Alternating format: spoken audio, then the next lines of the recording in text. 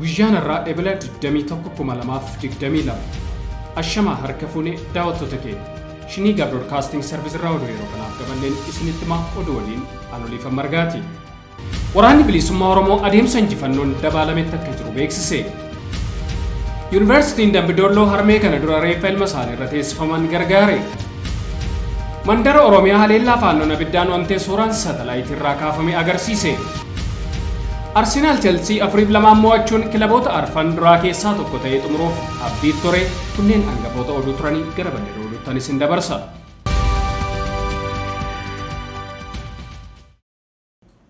Waraanni bilisummaa Oromoo adeemsa injifannoon dabaalametti akka jiru beeksise.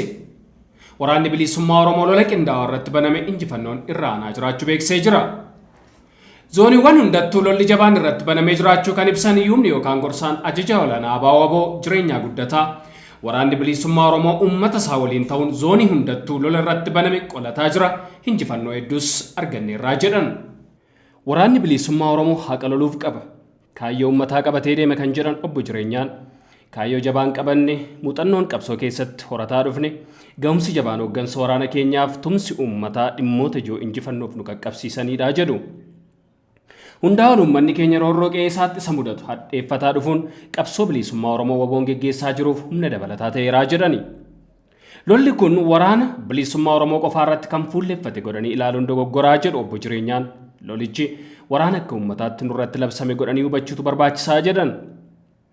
Kanaafis garaagarummaa jiru moggaatti dhiifnee akka Oromootti lola nurratti labsame dura dhaabachuu qabnaa jechuun dargaggoon Oromoo akka of qopheessuuf waamicha dhiyeessanii jiru.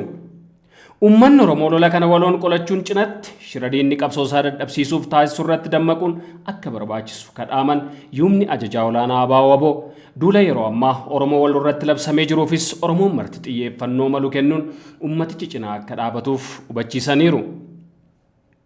Oduma injifannoo waraana bilisummaa Oromootiin waboon zoonii giddu galeessaa ona Abuna Gindabarat keessatti lola ebela 20,2022 ganamarraa eegalee hanga galgala sa'aatii tokkootti waraana biltiginnaa zuu 23 diishqaa ja'aaf meeshaalee garaagaraa fayyadamee lolaa ture waliin taasiseen loltoota Abiyyi Ahimad 100 ol ajjeesee gariin madoon adabuu beeksisee jira. Lolli kun akka itti fufuu malus waboon onichaa akeekkachiisee jira. Faannoon Oromoota Wallootti ammas duula banuuf qophiitti jira jedhame. Humnoonni shororkeessitoota faannoon lakkoofsaan hedduu ta'an naannawa magaalaa Shawaa Roobititti walitti qabamaa jiraachuu maddeen Walloorraa himan. Humnoonni kunneen Gondor, Goojjamii fi kutaalee naannichaa kan biroorraa garasitti guuramaa jiraachuu himu maddeen keenya. Kanarra darbees humnoonni kunneen ganda wasan qurqur keessatti da'annoo yookaan mishiggii waraanaa qotachaa akka jiran odeessinu ga'ee ni agarsiisa. Kaleessa galgala gama Kollaash jedhamuun dhukaasni banamee tures jedhu jiraattonni. Haleellaa uummata Walloo irratti guyyoota muraasa dura raawwateen gama hawaasa Wallootiin lammiileen nagaan 12 yoo wareegaman 14 madaawanii jiru. Yuunivarsiitiin Dambidolloo harmee kana dura reeffa ilma isaanii irra teessifaman gargaare. Taateen akka lakkoofsa Itoophiyaa ga'ee bara 2008 magaalaa Dambidollootti mudate eelaa cimaa jireenya maatii isaanii dukkaneessi ta'uu yaadatu aadde Taaddaluu Tamaam kanarratti gabaasa qabna. Magaalaa Dambidolloo keessa kan jiraatan haati ijoollee afurii kun ijoollee afran humna isaaniitiin abbaa malee akka guddisan himu. Ilmi isaanii bara 2008 ajjeefamee Haayiluu Efreem sababa maatii isaa harka qalleeyyii ta'aniif harmeesaa fi obbolaasaa humna isaan hojjetee gargaaruuf jecha kutaa 9 keessaa barumsa addaan kutee hojii humnaa hojjechaa ture. Aadde Taaddaluun akka dubbatanitti Haayiluun guyyaa hundaa hojii humna ijaarsa Yuunivarsiitii Dambidolloo keessatti ijaaramaa jiru irratti waan dabarsuuf akka ijoollee kaanii yeroon hojii malee dabarsuu hin turre jedhu. Yeroon sun yeroo warraaqsi Oromiyaa guutuu keessatti adeemsifamaa ture waan ta'eef lagannaa hojii labsamee tureen guyyoota muraasaaf Haayiluunis mana ooluuf dirqamee ture. Guyyaa lamman sana duwwaa lagannaa taanaan mana ole guyyaa keessa dhukaasni gurguddaan eegale anis gadi ba'een ture balbalan gadi cufa jedhee yoon deebi'uu mucaa xiqqaan tokko fiigee dhufee Haayiluun rukutame naan jedhe jechuun ta'ii gaafasanii yaadatu. Obboleettiin isaa quxxisuun fiigdee dhaqxee jennaan waraanni isheettis qiyyaafatan. Iyyeen ishee of duubatti harkisee inni du'es kiyyaa ishees na jalaa hin ajjeesinaa jedheen achumaan ishee dhiisanii anaan reeffa mucaa keerra taa'inaan jedhanii reeffa mucaa koorra taa'ee jedhu. Mucaan isaanii erga du'e amma waggooti 6 lakkaa'amanii jiru. Aadde Taaddaluu garuu waa'een ajjechaa mucaa isaanii kun akkuma waan haaraa ta'etti hanga ammaa boqonnaa na dhorka jechuun gadda keessaa akka hin baane dubbatu. Mucaa isaanii maatii isaa gargaaruuf barumsa adda kutee hojii humnaa hojjetee isaan jiraachisaa ture erga dhabanii rakkoo fi hiyyummaa hamaa keessa jiraachaa as gahullee dubbatu. Ijoollee kana abbaa malee guddisee humna kiyya isaanitti fixe. Amma humna qabaadhee hin hojjedhu. Gara duraa sana warruma naannootu walitti guuree mana wayisnaaf ijaaranii birrii muraasas na gargaaranii turan. Amma manni sunis akka gaariitti hin ijaaramne kufaa jira. Hojiin hojjedhu hin qabu, nama na gargaarus hin qabu, rakkoo hamaa keessa jira. Ummatuma Dambidollootu na gargaare malee gara mootummaan namni na dubbisellee hin jiru. Jireenya maaliin qabaree waan ittiin jiraadhu hoo hin qabu jedhan. Mucaa isaanii dhabuun hangam akka isaan miidhe yoo himanis ani dubartii haadha hiyyeessaa abbaa manaa hin qabneedha. Ilmoo kiyya malee homaa hin qabu. Ilmi kiyya gargaaraa koo dahoo koo ture. Amma namuma waan hin keessa jiru na gaafatuyyuu hin qabu jedhu. Addee Taaddaluun erga mucaa isaanii dhabanii waggoota 6 darban kana gaddaa fi hiyyummaa waan miidheef namni humna qabu osoo na gargaare jechuunis gaafatu. Yuunivarsiitii Dambidollootti bana magaalaa Dambidollootti maatii sababa rakkoo nageenyaatiin miidhaan irra gahee tureef gargaarsa taasisee akka ture pirezidaantiin yuunivarsiitichaa Dr. Lataa Tasfaayee himanii jiru. Maatii tokko kan yeroo jeequmsaa sana haati ulfaa osoo gara mana yaalaa deemtuu baajaajii keessatti duraa ajjeefamteef mana ijaarree kenninee fi addee Taaddaluu fi namoota akkasii biroo miidhaan irra gahee ture ammoo waanuma ayyaana ittiin oolan waan muraasa gargaarree jirra jedhan. Yuunivarsiitiin Dambidolloo hawaasa naannoo waliin qindoomina jabaa akka horatee fi yeroo kamuu hawaasa cinaa ta'uun wal gargaaruu fi qindoominaan hojjechaa jiraachuullee eeran Dr. Lataan. Gabaasa dhiyaateef Rahmat Siraaj Shinigaa Broadcasting Service irra. Mandara Oromiyaa leellaa faannoon abiddaan ontee suuraan satalaayitii irraa kaafamee agarsiise. Ta'in guyyaa wixataa Majjii 24 bara 2022 ganda baadiyyaa namoonni muraasni keessa jiraatan kanatti raawwate. Ollaa kanaaf jireenya jiraattotaa guddoo miidhe. Gaafa sana guyyaa keessaa naannoo sa'a 11tti dargaggoonni hidhatan gareen gurmaa'anii gara ganda Fiixee Baqqoo jedhamuu fi lixa Oromiyaatti argamtuu galuun dhukaasa banan. Manneen itti ibidda qabsiisuu eegalan. Uummanni gaafas lubbuu isaa oolfachuuf baqatee faca'e hanga ammaatti qe'eetti hin deebine. Lubbuun namootaas darbuun gabaafamee jira. Gara oduu biyya alaatti yeroon isin dabarsu Imbasiin Raashiyaa gaaffiiwwan loltummaaf galmeessu kamiyyuu hin simadhuu jedhe. Imbasiin Federeeshinii Raashiyaa Finfinneetti argamu ibsa kibxata eebila 19/2022 baaseen gaaffiiwwan qacarrii loltummaa kamuu hin simadhuu jedhe. Ibsi imbasichi kenne kunis kan dhaga'ame erga lammiilee Itoophiyaa hedduun kan deeggarsa isaanii karaa barbaachisaa ta'e hundaan Raashiyaa cina akka hiriiran agarsiisuuf imbasicha biratti mul'ataniin booda. Naannoo imbasichaatti dargaggoonni hedduun sanaduuwwan qabachuun hiriira galanii mul'ataniiru. Dargaggoota karra imbasichaarra dhaabachuun eeggataa turan keessaa tokko akka jedhetti miindaa gaariidhaan loltummaaf yookaan hojiidhuma argameef miindeeffamuuf achi akka dhaqe dubbachuun Raashiyaa nan jaalladhaa jedheera. Dhimmi galmee kanaa yeroo ammaa toora miidiyaa hawaasummaa kanarratti qoosaa ta'e mul'ate kan jiru yoo ta'u, lammiileen Itoophiyaa jireenya biyyattii baqachuun lola Raashiyaa dhaqanii dhumuuf deemuu jedhamee qoofamaa jira.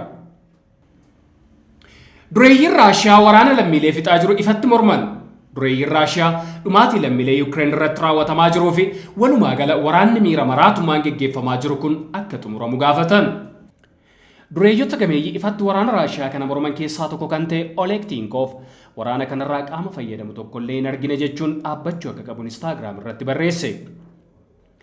Tinkov dureeyyii utubaa dinagdee Raashiyaa ta'an keessaa tokko ta'ee baankii onlaayinii Tinkov baankiif garee bishleetti Tinkov Saaxoo jedhamu kan qabudha. Dureeyyii uummata keessatti maqaa guddaa qaban kanneen gocha pirezidaantii Vladimir Putin ifatti morman keessaati. Dureeyyiin biroon Mikhaayil Fardimaaniif Oleg nageenya akka buuf gaafataniiru kallattiidhaan mootummaa Raashiyaa hin qeeqne. Dureessi beekamaan Boris Mintis jedhamu garuu Tinkov deeggaruun kallattiin pirezidaanticha qeeqe. Dureessi kun bara 1990moota keessa mootummaa Raashiyaa keessa hojjechaa ture. Garuu Putin aangoo qabatee guyyoota 4 keessatti caasaa mootummaa keessaa gussame. UK kan jiraatu Mintis namni qixa sirrii yaadu kamuu waraana diigumsaa kanaa fi abbaa hirrumaa Vladimir Putin mormuu qaba jechuun BBC'tti hime. Lammiilee Yuukireen kanneen biyya keessa jiranis ta'e kanneen baqatan loltoota Puutiniin dararamaa jiran waan dandeenyuun deeggaruu qabna. Mootummaan UK Tinkov dabalatee dureeyyii Raashiyaadhaan hidhata qaban hedduurra qoqqobbii kaa'eera. Mintis garuu hin qoqqobne.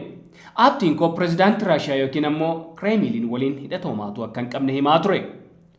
Dureeyyiin Raashiyaa bebbeekamoon kanaan dura qoqqobbii waraanaa hin dhaabsisu jechuun falmaa turan amma garuu gocha pirezidaantii Putin balaaleffachuutti deebi'an. Dhumarratti oduu ispoortii qabna. Arsenaal Chelsea 4-2 mo'achuun kilaboota arfan duraa keessaa tokko ta'ee xumuruuf abdii ture. Sagantaan tapha Premier League Ingiliz roobii eebala 21/2022 galgala kilaboota magaalaa London gurguddoo lama Arsenaaliif Chelsea walitti fideera. Arsenaal qe'ee Chelsea Stamford Bridge deemuun 4-2 mo'ate. Kun ammoo erga taphoota 3 walitti aansuun mo'atameen booda akka tooratti deebi'e kan agarsiise yoo ta'u, morkii cimaa sadarkaa duraa arfan keessa galuun Champions Leagueetti hirmaachuuf taasifamu jabeeffatus godhee jira.